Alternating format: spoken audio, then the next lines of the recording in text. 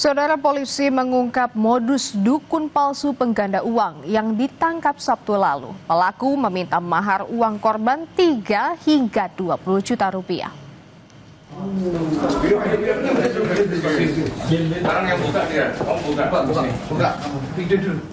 Berawal dari laporan seorang korban, Satreskrim Polres Jakarta Selatan langsung menggerebek satu unit apartemen di kawasan Kalibata, Pancoran, Jakarta Selatan. Apartemen inilah yang dijadikan tempat tersangka berinisial H menjalankan praktik penipuan dengan modus bisa melipat gandakan uang.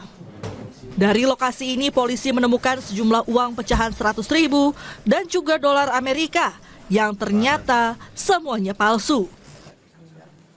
Selain H, polisi juga menangkap WN, penyedia uang palsu di Karawang, Jawa Barat. Menurut Kanit Resmo Polres Metro Jakarta Selatan, polisi meminta mahar mulai dari 3 hingga 20 juta rupiah yang nantinya akan digunakan untuk ritual dan menggandakan uang. Sementara korban yang termakan buayan pelaku rela menyerahkan uang hingga puluhan juta rupiah lalu merasa tertipu karena uang yang digandakan merupakan uang palsu. Tercatat sudah ada 6 korban penipuan sejak tahun 2023.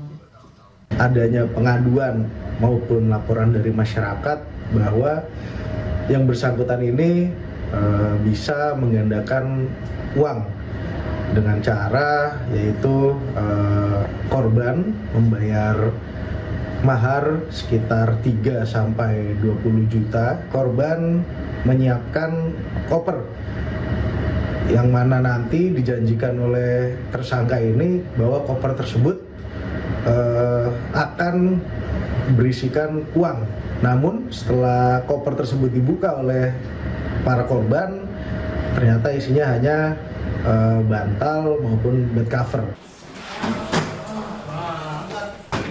Untuk penyidikan, kedua pelaku kini telah dibawa ke Polres Jakarta Selatan untuk pemeriksaan intensif termasuk menggali asal-usul uang palsu yang dimiliki pelaku. Akibat perbuatannya, kedua pelaku dijerat pasal tentang uang palsu dan penipuan dengan ancaman hukuman maksimal 15 tahun penjara. Bongga Wangga, Kompas TV, Jakarta. Cerita kita